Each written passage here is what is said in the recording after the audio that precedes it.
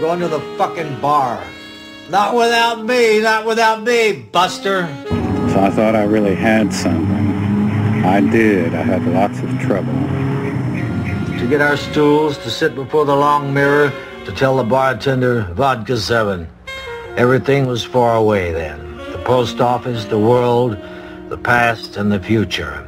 To have our drinks arrive, to take the first hit in the dark bar. Life couldn't get any better. What's your definition of love? Love? It's kind of like, you see a fog in the morning when you wake up before the sun comes out. It's just there a little while and then it burns away. Really? Absolutely. Burns away? Yeah. Quickly. It's just, love is a fog that burns with the first daylight of reality.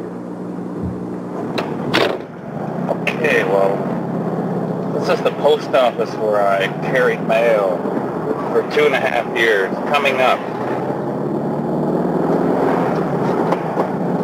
A really terrible place for me.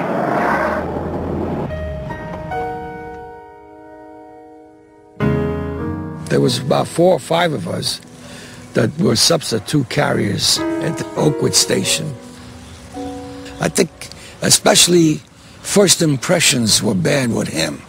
The guy didn't wear clothes well, and he himself was big, which could have been an asset, but he carried himself like a big galoot, and he had this heavy face with these heavy features that had to grow on you. Here it is. See what United States Post Office. 2.5 years of hell. Pure hell. He hated it, but don't blame the job, it was him. He just hated rules and regulations. He did as little as possible, and he and the boss were enemies and at odds, and the boss saw to it that he got all the dirty crap whenever he could dish it out to him. I wasn't enthusiastic about my job as the others were. In fact, I hated it, and I guess he could tell.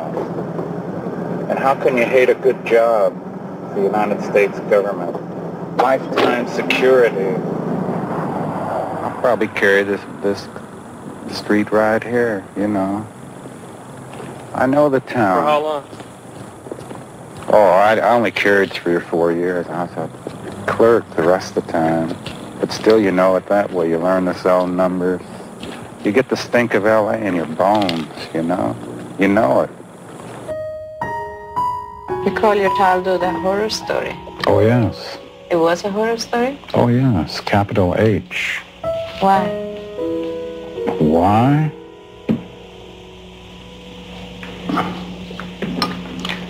Have you ever been beaten with a razor strop 3 times a week from the age of 6 until 11? You know how many beatings that is?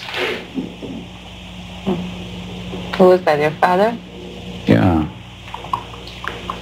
So, you see, this was very good literary training for me.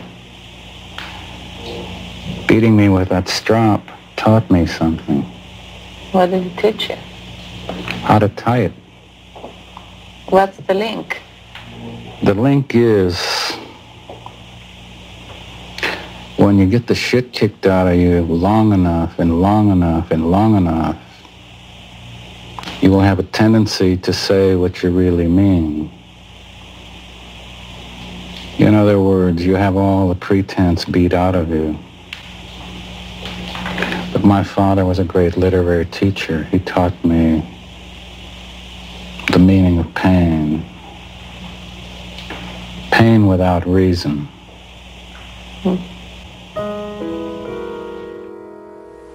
To the Postmaster, Los Angeles, California, please accept my resignation as a regular carrier. Effective 3/11/55, I find this occupation is detrimental to my health. I am bothered with ulcers, and the pressure and demands of the job are aggravating my condition.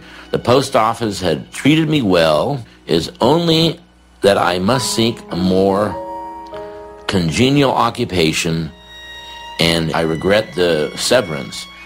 Henry C. Bukowski, Jr. I had ulcers, for a couple of years, very painful. I ignored them. I thought I was a tough guy. Finally, I just broke open. The blood came out of my mouth and my ass, and be surprised how much blood there is in a person. It keeps coming. And it's purple. Anyhow, they took me to the County General Hospital, and that was a rough trip. As I left the hospital, a doctor told me, "You take one more drink, you're dead." See, doctors lie to you often. I was supposed to die, and I just didn't. And it kind of felt like I had a free life, an extra life to work with. So I came out of there, got a job driving a truck, drank a lot of beer each night, bought a typewriter, and just started typing. Only this time it all came out poetry. The prose had gone somewhere. It's like the man who rose from the dead and he had a whole new life to live, and did. I mean, I think that's often the case with a near-fatal illness in midlife. It sends someone off an entirely rejuvenated direction. So I started writing hundreds of poems and sending them out. Poetry doesn't pay anything, but it was just a form I needed. It's kind of a passionate, pleasurable, selfish, nice form where you can scream a little bit, I guess I needed to scream a little bit then. Sometimes in your mid-30s, your consciousness kind of explodes and takes wings, and that seems to happen with Hank. He wasn't doing it with the stories.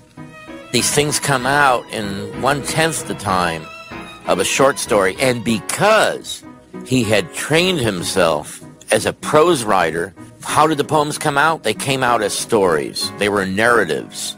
When I took her home, she said Big Red was the best horse she'd ever seen until I stripped down. That's from a Bukowski poem. I mean, what a great juxtaposition. All I can say is that while he was drinking all through the 50s and 60s, he produced more poetry than almost any other person on the planet that I know of. The discipline of sending those poems out, because you get lazy. You have to go to the stationery shop and get the 100 envelopes. You have to go to the post office and get, maybe the fact that he worked in the post office takes an enormous amount of energy, and he did it every day. Now, he was a hard-working poet. He was known in '59 as king of the little magazines. He sends out thousands of poems without carbons. They didn't get them back. So he was known even then as king of the little magazines.